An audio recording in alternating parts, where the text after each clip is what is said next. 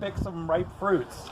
And some of these are really nice and dark red, other ones are kind of green at the bottom, so I don't want those, like that one. But this one, like right here, is a nice dark red. I'm going to pick it off. I'm going to try and brush some of the spines off. It's a little hard to do because they're so small. And then I'm going to put it in the bucket with the other ones I picked.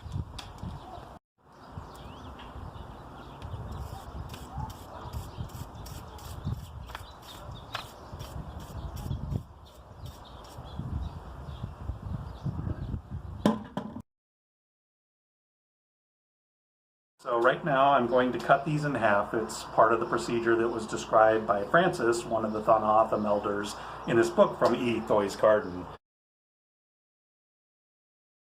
I'm going to cut them in half, mash them, and then cover them with water and boil them for 30 minutes.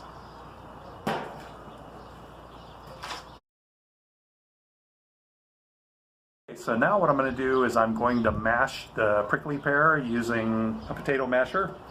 And I'm just going to put them in the pan and squish away.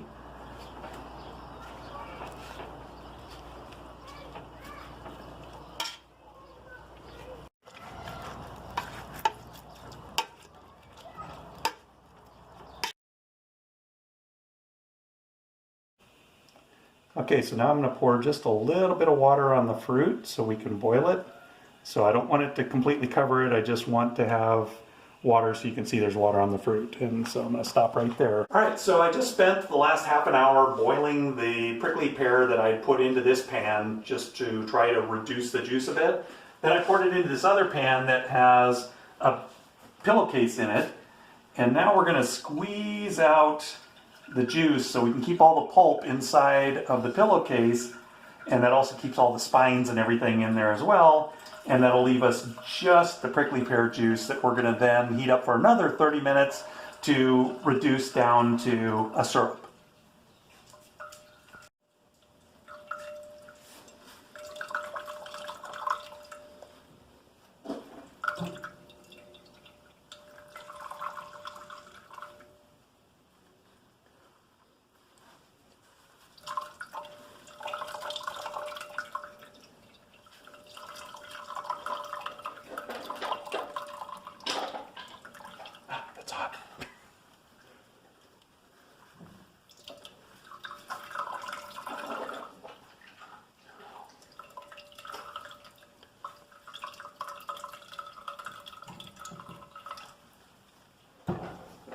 So you can see I squeezed the juice out.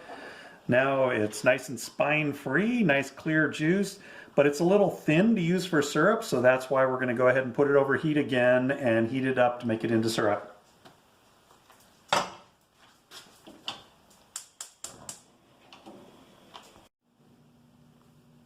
Okay, so the last step. This has been on the stove for about an hour now to get it cooked down to the thickness I wanted. I wanted it to be not real watery.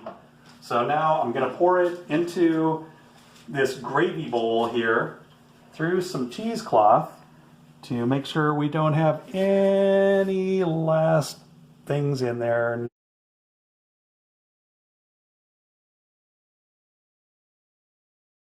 In case you were wondering what I did with the pillowcase after I squeezed all that juice out, well, I rinsed it out in this pan that we keep in our kitchen sink. In fact, there's the pillowcase hanging there to dry.